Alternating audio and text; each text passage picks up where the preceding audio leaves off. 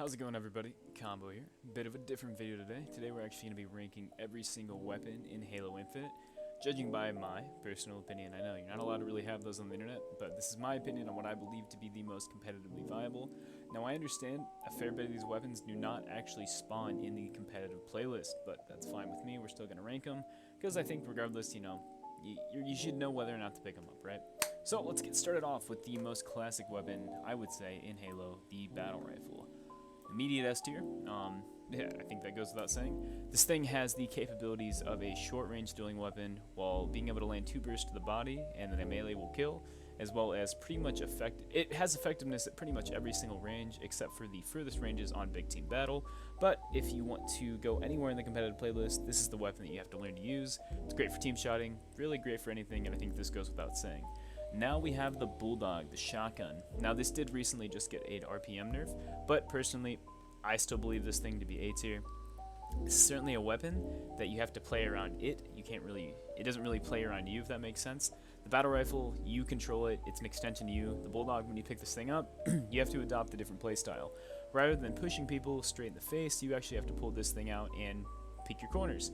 Or if somebody pushes you, you can actually shoot them once and melee them for pretty much an insta-kill, which just is very strong, especially in a team setting. In something like competitive, it can easily turn the change of a fight, and you can win your 2v1s very often with this thing. Next up is the Cinder Shot. Now this is obviously S tier. It's a tracking grenade launcher that is a 2-shot. You don't even have to land direct hits, something I learned. The closer you shoot this thing to you, the closer it will explode, even if you're not aiming down sights. And if you did not know, when you're aiming down sights, this thing will actually track your reticle and go pretty much wherever you want it to. This thing is extremely strong, it's a power weapon, it makes sense. So, you know what, I'm debating whether I want to put it in A or S, just because there's another weapon on the list that I think might be a little better. So actually, we're going to put it down in A tier for now, just because there's one weapon that I think is more deserving of that tier. Next up, we have the Commando. Now this thing also recently got nerfed. I don't know why, I never thought it was super strong. I'm going to put this thing in the C tier. The reason being, this thing has a horrible identity crisis. Now I do love it. If you can land all shots and land that final headshot, it can be quite strong. It is a hybrid between the battle rifle and the assault rifle. Its time to kill is also right in the middle of the two, but that's also where it comes in, like, what is this thing supposed to be? Long ranges, I'd rather have a battle rifle. Close ranges, I'd honestly rather have the regular assault rifle. So, not sure what this thing wants to do, but we're going to leave it in C tier. Next up is the Disruptor. This thing, it can be good. Big team battle, things like that. Like I said, this is more competitively based. So for big team battle, I would put this thing in S tier. But just for general play, I would also put it in C tier. I don't think this thing brings a lot to the table that other weapons can't.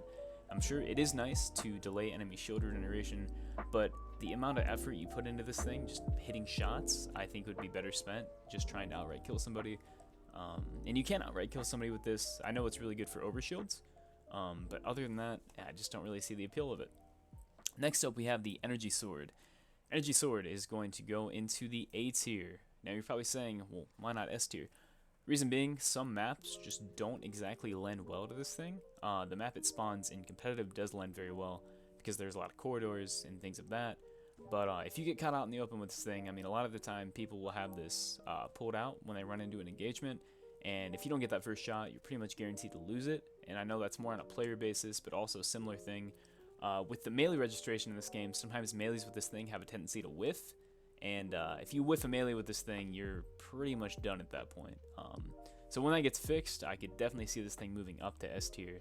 But as of now, I see it more as an A tier weapon. It's certainly not bad at all, but certainly not something I would want in every single engagement all the time. Moving on, we have the Grav Hammer.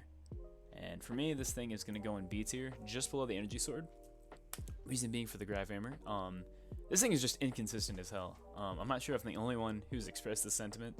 I would say it's more fun to use than the Energy Sword, like 100% getting multi-kills, when it works. If you didn't know, with the Grav Hammer, it actually has the similar effect to the Repulsor. When you slam it on the ground, it'll actually knock enemies back. And honestly, I kind of hate it.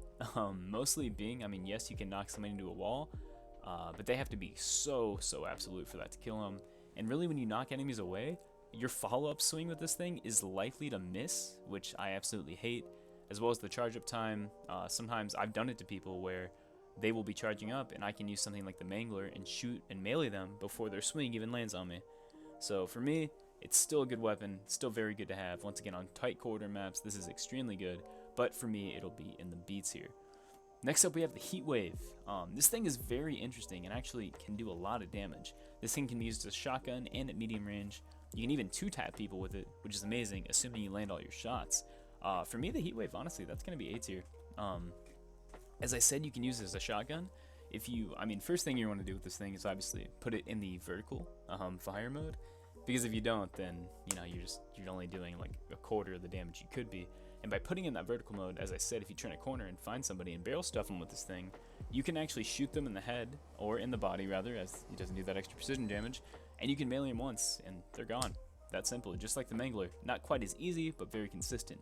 As I said, also, if you're landing every single bolt of this thing at medium ranges, you can actually 2-burst people with this thing, giving it one of the fastest time to kills, if I'm correct. Correct me on that if I'm wrong. So yeah, A tier for the Heat Wave, 100%. Moving on after that, now this is going to be the most controversial thing in this list. The mini rocket boy, I kind of forget the name of it. I feel kind of, the Hydra, I believe. Could be wrong. I'm going to put this thing in A tier.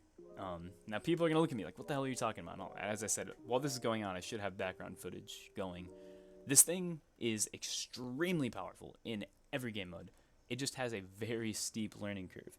And what I mean by that is this thing has one of the potentials to have one of the fastest time to kills in the entire game. Very similar to the Heat Wave, but, we'll get into that. Much more forgiving, though. With this thing, if you have it in its regular fire mode, not the mode you log on to people, just its regular mode, if you direct impact somebody twice, you can actually kill them outright. 2 shots with this thing is enough to kill. Not a lot of people know that. Also, on the same vein, if you turn a corner and shoot somebody in the body and then melee, that is also enough to kill them immediately. You're going to take a little bit of damage yourself, but if you hit that first shot and melee them, you're going to win that fight like 90% of the time. Extremely, extremely strong. And even the tracking mode, a lot of people just like to rush into it and do it at close range. It's not how you use it.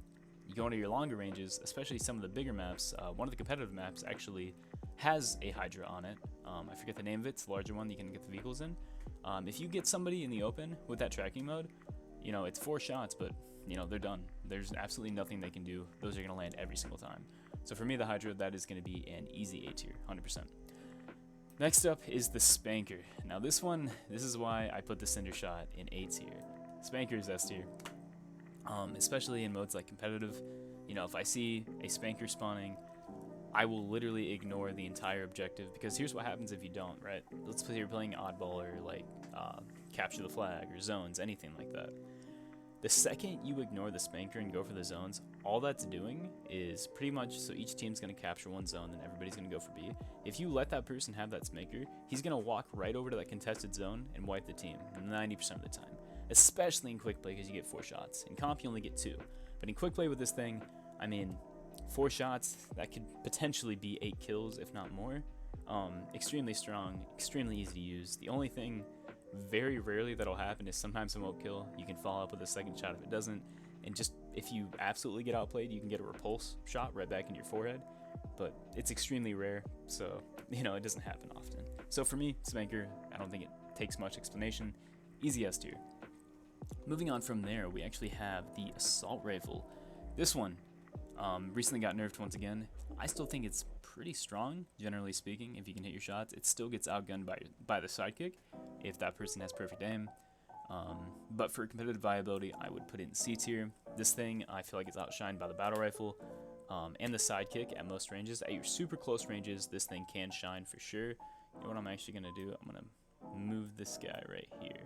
Like I said, at your super close ranges, this thing can definitely shine, and it's going to outgun the Battle Rifle and the sidekick majority of the time, because you can get that melee off before they can do enough damage, resulting in a kill. But generally speaking, not super strong, pretty run-of-the-mill. As I said, after the nerf, it's nowhere near as strong as it used to be. Still very strong, though. Also, you know what I'm going to do now? This might be controversial. I'm going to move the Commando down to F tier, honestly. It's just, I would rather have an Assault Rifle than a Commando, now that we're looking at this. And we could change it later. I'll have a revised list at the end. Moving on from there, we have the Mangler. boom, A tier. Goes without saying, this thing, if you know what you're doing, close range, it's a 3-tap, pretty dang quick time to kill. I'm pretty sure it's very similar to the battle rifle in stature. There might beat it out just a little bit, but obviously what makes this thing stronger is you have that extra melee damage, so you can pop somebody in the chest once and melee him quick. As I said, this is quick enough. If you do this, you can actually outkill a gravity hammer. If you do it at the exact same time, you're gonna win. You know, every time. It's extremely crispy. Same thing with energy swords. If you have something like a thruster, if you shoot them and then the energy sword and then dodge to the left or right, and the energy sword user misses, you can actually just smack him in the face with this and win those duels most of the time too. Especially in something like competitive, having this with the battle rifle gives you a very, very strong close game, as well as that mid-range game with the battle rifle. So, in my opinion, Mangler, easy A tier, extremely strong. Now we have the sidekick. Put this in B tier. I think the sidekick is a weapon that a lot of people don't appreciate. This thing, it has a very steep learning curve, but a lot of people don't know this actually has one of the fastest time to kills for just a regular weapon you spawn with in the entire game. It out DPSs the assault rifle, the battle rifle, the commando, the disruptor, actually the mangler, not assuming you melee. The shotgun, no, but like I said, very, very fast time to kill. The only problem with this thing is, God, it has so much bloom. That's what makes the battle rifle so much stronger than this thing, is the battle rifle, because of the way it shoots, its rate of fire, it doesn't have any bloom. But the sidekick, I'm actually going to be making a guide on this thing, because I do really love this weapon later down the line. If you want to hit shots at any range that's not point blank, you have to pace your shots extremely, extremely carefully, because you're just not going to hit that final headshot. As I said, the battle rifle and this thing, as well as the commando, can actually one-tap somebody to the head when their shield is broken, which is what makes it so strong. But as I said, with the commando and this thing, they have quite a bit of bloom, which makes them very inconsistent if you're not pacing your shots. So, moving on from there, we have the Needler. Needler's going to go in F tier for me, sorry. Needler just does not do anything special. Obviously, yes, you can outgun an assault rifle, you can outgun a battle rifle in close range, but as you get higher up, people are going to be jiggle peeking, they're going to be peeking in and out, they're going to be shooting you, they're going to be longer ranges, they're going to be a lot more mobile, and really, it doesn't matter how good your aim is. If somebody's moving in a certain way, sometimes the Needler just will not hit them. And very often than not, that'll make you lose fights that otherwise, had you been using literally any other gun on this list, you probably would have won. The only weapon that's just going to beat consistently is the commando. So actually what we're going to do is we're going to put that above the commando, because it's going to beat the commando, as I said. But, you know, it's just not good. Don't pick it up. Use something else. Moving on from there, we have the plasma pistol. Plasma pistol for me, also going to be an air tier weapon. This has, honestly, it's kind of shocking. This is very strong in this game now. It can't disrupt vehicles, which is kind of sad. Doesn't make a lot of sense to me. But what it can do is track people across the map, especially in something like competitive, using a battle rifle, or even like in regular comp, or just regular quick play. I love to run around with this thing in a sidearm. As I said, pre-charge a corner, pull out that sidearm, immediate one-tap, extremely quick, extremely satisfying. As I said too, if somebody's pushing you around a corner, you can shoot this thing and pre-fire him with a battle rifle and immediately kill him. Extremely, extremely strong. And also too, I mean, if somebody gets in your face, same thing with the Mangler. You pre-charge that shot, shoot melee, nothing they can do. Extremely strong, and I love it. Moving on from there, we actually have the Stalker Rifle. Now this is a tough one for me. I think in big team modes, this can be extremely strong and extremely annoying. But just in regular play, I'm going to put it in the C tier. Now the reason being, this thing, as I said, extremely powerful if you can land all your shots. Most of the time though, if somebody takes 1 or 2 shots from this, they're going to be peeking in cover, and you're not going to be able to finish them off. It is a 3-tap if you have body-body headshot, which can be very strong, as I said, in those bigger maps where people don't have as much cover. You know, if they're out in the open, this thing will knock them out quick. As well as something to note, this can be a very good team shot weapon. As I said, if you shoot them on that 3rd shot, this thing actually can kill through shield. It kind of pierces through like a regular sniper rifle. Very strong, but once again, if you're just in a 1v1 engagement, you know, close range, the chances of you hitting 3 shots and the last being a headshot are very rare. Like I said, not bad weapon, very middle of the row, which is why it ends up in C tier. Moving on from there, we have the Ravager. Now this thing, I'm not gonna lie, I don't like it. It could just be me not knowing what I'm doing, but you know, I don't think it's F tier worthy. We'll put it in C tier. I don't like the charged up fire mode on this thing, because I feel like the range and just the arc, and people jump out of it too quick. I mean, you can do damage, but in the time you're shooting it and swapping weapons, most people have done enough damage to you to the point where you might as well have just shot them with the weapon you're switching to begin with. I will say the primary fire on this thing is actually pretty dang good. It knocks out shields really quick. 3 bursts plus 2 shots with a sidekick is enough to kill somebody, which is actually a pretty fast time to kill. It's a little bit quicker than the plasma pistol. It's just you have to account for bullet time, arc, and all these other factors that just don't make it as strong. Something else to note though, if you land all 3 shots on somebody and then melee them, it is an insta-kill, but at that rate, why not just use the mangler? Kill them, but at the same rate, you're likely to kill yourself because they'll probably melee you, and then the fire will kill you. So, not a bad weapon, definitely fun. Pick your poison. I don't pick it up much, not my favorite. But yeah, moving on from there, we actually have the Sniper Rifle. So Sniper Rifle, easily gonna be S tier for me. This is the ultimate carry weapon. You know, I'm actually gonna put this as the best weapon in the game, in my opinion. Put the rocket there. Sniper Rifle is you get 8 shots in all modes. I think actually, you know, you get 6 in competitive. I could be wrong. I don't often pick up the sniper. But the thing about it is, as I said, especially in your objective game modes, if you really know what you're doing, this is an easy 6 kills every day of the week. Easily turn the tide of a team fight. You know, sit in the back of the map. 1 pick is enough to change it. You know, God forbid you get 2, you basically have won that round. Extremely strong. Any range, close range, medium range, if you practice with this thing, you can carry games. You know, plain and simple. Moving on from there, we have the Sentinel Beam. Now, the Sentinel Beam. I'm going to put this thing in... it's a tough one for me. It's better than the Assault Rifle. But, you know, I'll put it in B tier. Reason being, this is just a better Assault Rifle in 90% of the ways that the Assault Rifle, which is could be the Sentinel Beam. Sentinel Beam, the only downside I see is this thing has quite a bit of damage fall off. So it's very deceptive when you shoot that beam. You think it's going to have a ton of range, but it really doesn't. You almost have to use this thing almost like an SMG. In my head, when I pick it up, I just imagine it's a very fast firing SMG. And like I said, when you're up close in somebody's face, there is very little that can beat this thing in DPS. Like very, very little. Maybe the Hydra, maybe the Heat Wave, but if you land that last shot with a headshot on this thing, there is pretty much nothing that can beat it in its optimal range, other than like a rocket or something one shot. You know what I mean? Very strong, especially if you know what you're doing. So I'm gonna leave it there. Next up, we have the Shock Rifle. This thing, I'm gonna put it in A tier. It's not quite as strong as the Sniper Rifle, but this thing has a lot of things that the Sniper Rifle can't do. Now, the biggest downside of this thing, actually, I uploaded a video with a hacker that kind of showed this, whether he meant to or not, he showed it off pretty well. This actually fires a very quick 3-round burst, which a lot of people don't know. So sometimes when you hit people, you'll be like, I swear that killed him, I swear that was a headshot. It's because not all the shots were headshots. I mean, a lot of them probably hit, but that last shot wasn't precision. With this thing also, something very unique to it, in all the arc weapons, energy weapons, is that if you shoot somebody and somebody is standing next to them, this thing will actually chain damage to them, allowing you to get a cleaner kill on the person next to them. So you won't actually, it's actually 3 shots to the body, which is why I said if you can't hit headshots with this thing, it's not going to be good at all. It's actually going to be kind of a detriment to you.